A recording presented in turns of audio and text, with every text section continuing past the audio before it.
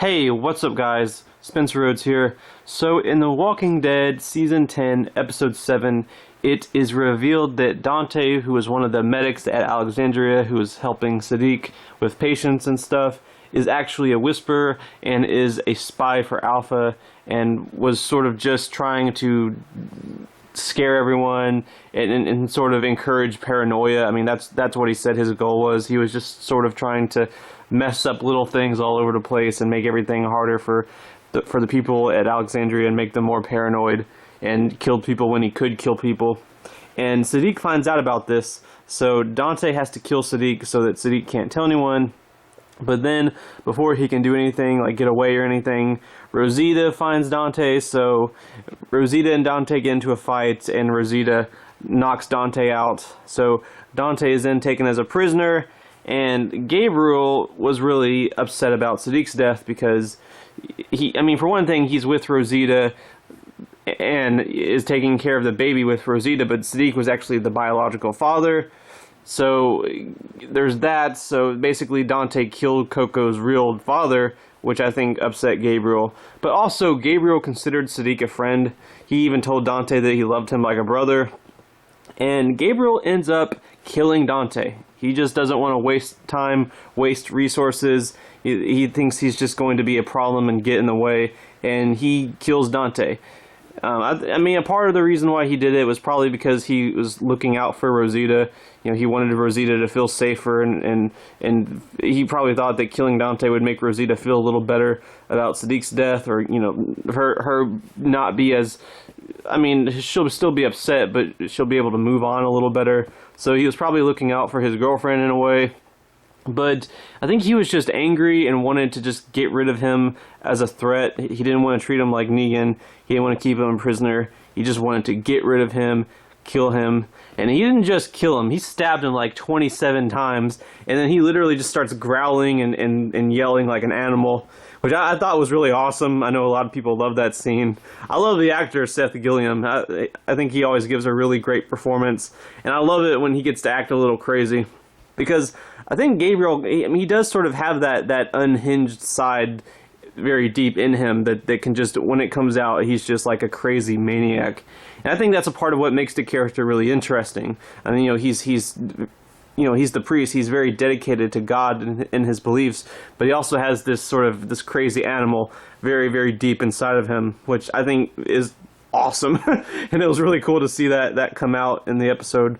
But some people are thinking that maybe Gabriel's death in the back half of Season 10, or maybe even in Season 11, was foreshadowed by this scene. It was foreshadowed when he kills Dante. It's almost like, because he killed Dante so violently and brutally, that it's gonna come back around and get to Gabriel, and Gabriel's going to get a violent and brutal death.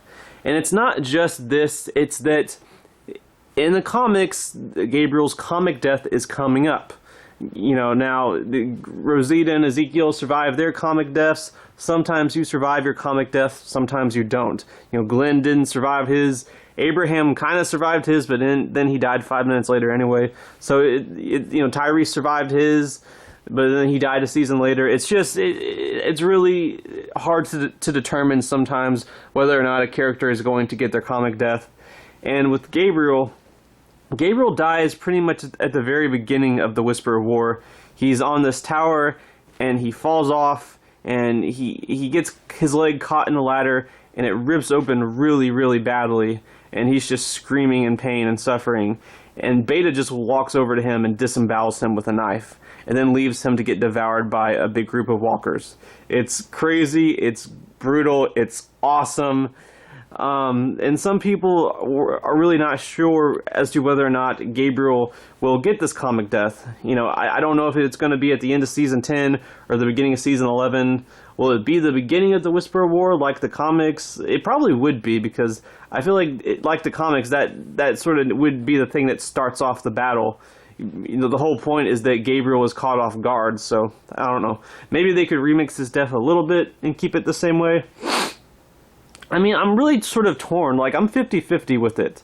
If he gets his comic death, I don't think it's necessarily the end of the world.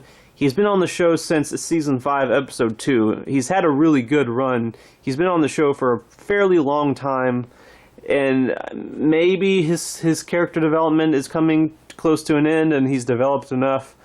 I don't know, maybe not. I do think that his character has more potential, but I don't think he's going to die in episode 9 or anything. I mean, even if he gets his comic death, we will still get a few more episodes of Gabriel for Gabriel to develop, so that maybe by the time he does get that tower death from the comics, he seems like a completed character with a completed story arc.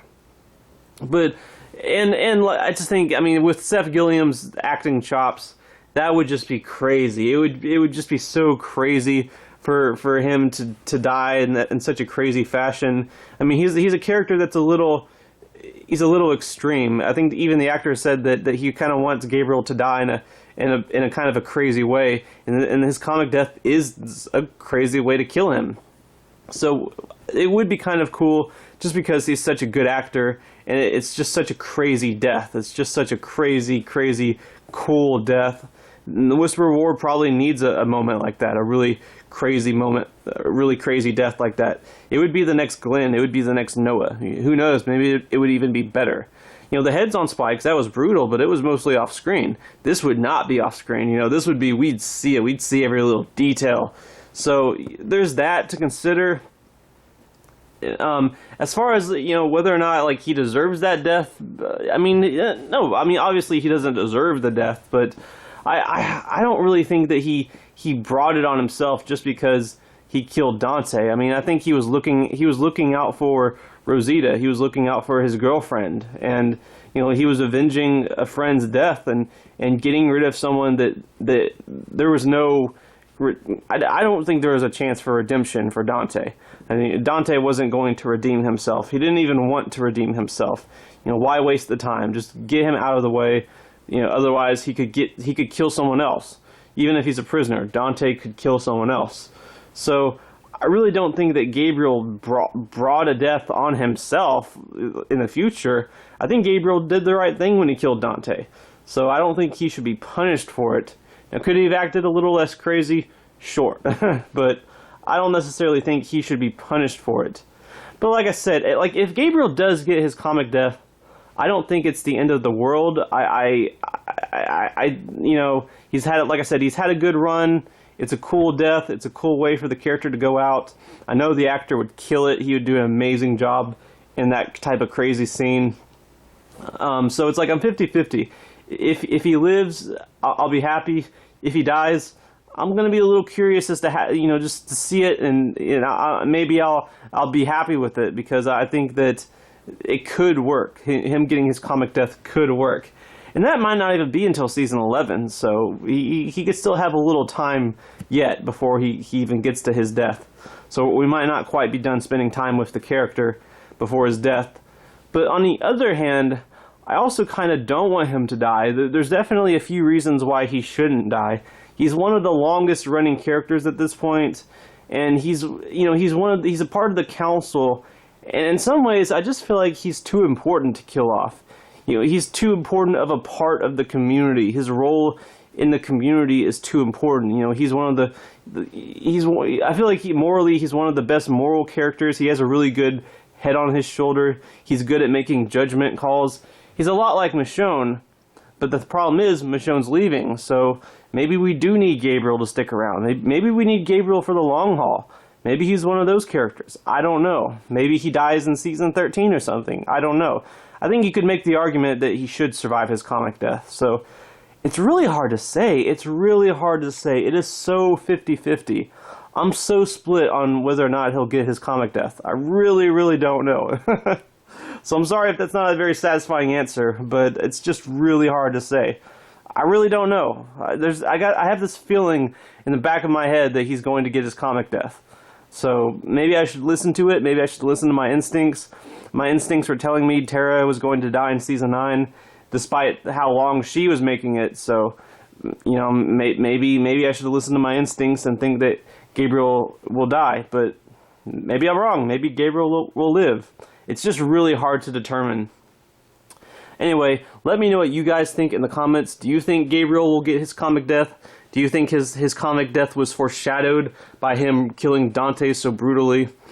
Let me know what you think in the comments below, and as always, don't be shy. Hit that like and subscribe. I'm not going anywhere. I make 1 to 2 Walking Dead videos per day, so please hit that subscribe button. Right now I am at 691 subscribers. My goal is to try to get to 700 in the next few weeks, so just remember, every subscriber counts, every bit of support matters, and is very, very appreciated. Hopefully I can get to that goal of 700, just 9 more subscribers, 9 more people hitting that subscribe button, 9 more people. We are so close to 700. Super, super, super excited for the 700 subscriber milestone. Once I get there, I will make a video celebrating 700 subscribers.